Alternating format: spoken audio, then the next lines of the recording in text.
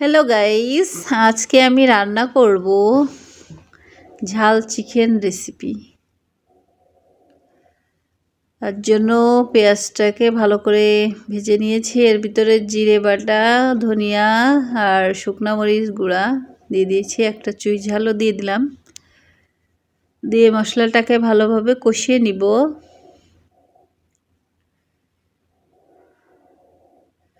মশলাটাকে যত কষাবেন মাংস খাইতে তত ভালো লাগবে। কাঁচা মশলার গন্ধ বেরোলে মাংসটা ভালো লাগে না। যদি আপনাদের কখনো কাঁচা মশলার গন্ধ বেরা হয় তাহলে একটু পেঁয়াজ আর একটু জিরে আর গরম মশলা বেটে ভাজি করে ওটা গুঁড়া করে নামানোর আগে দিয়ে দিবেন, তাহলে কাঁচা গন্ধটা চলে যাবে। এটা হচ্ছে ঝাল চিকেন, যেহেতু এর জন্য ঝালের পরিমাণটা বেশি হবে। মাংস খাওয়ার সময় যদি একটু চোখ দিয়ে পানি না বেরো হয় তাহলে মাংস খেয়ে মজা নাই। ঝাল ঝাল চিকেন তৈরি করে ফেললাম আজকে। মাংসটা দিয়ে আরও সুন্দর করে কষিয়ে নিব।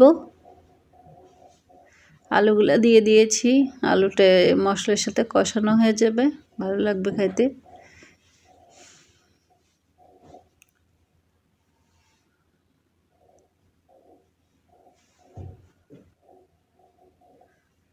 এখন আমি সুন্দর করে কষিয়ে নিব।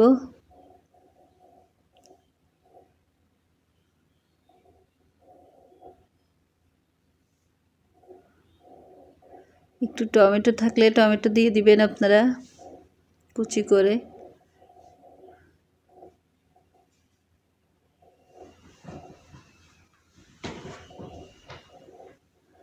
মাংস কষানো হচ্ছে।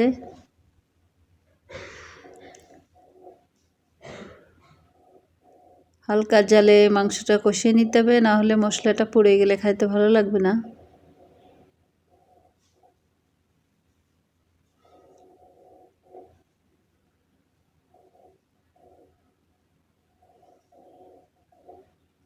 যে মশলা কষানো শেষ মাংসের সাথে।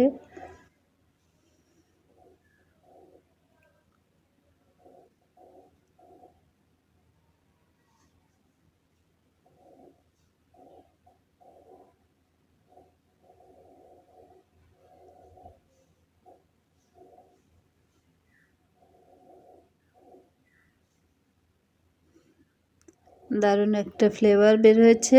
এখন আমি দিয়ে দিলাম পরিমাণ মতন জল। জলটা বেশি দেওয়া লাগবে না, কারণ মাংসটা অর্ধেক কষানো হয়ে গেছে, কষানোর সময় সেদ্ধ হয়ে গেছে।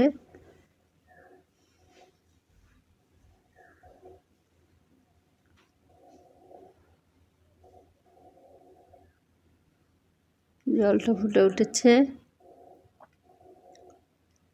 মাঝে মাঝে একটু নাড়িয়ে দিবেন আর একটু ঢাকনা দিয়ে রাখবেন।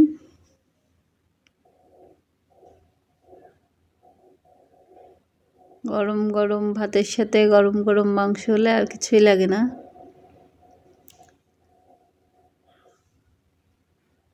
নামানোর আগে একটু গরম মশলা বাটা অ্যাড করে নেবেন।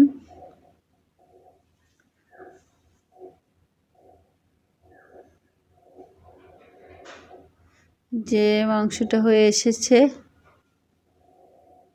আর কয়েকটা কাঁচামরিচ দিয়ে দিয়েছি আমি। তো তৈরি হয়ে গেল আমার দারুণ স্বাদের ঝাল চিকেন রেসিপি। তো সকলে একবার এভাবে ট্রাই করবেন বন্ধুরা।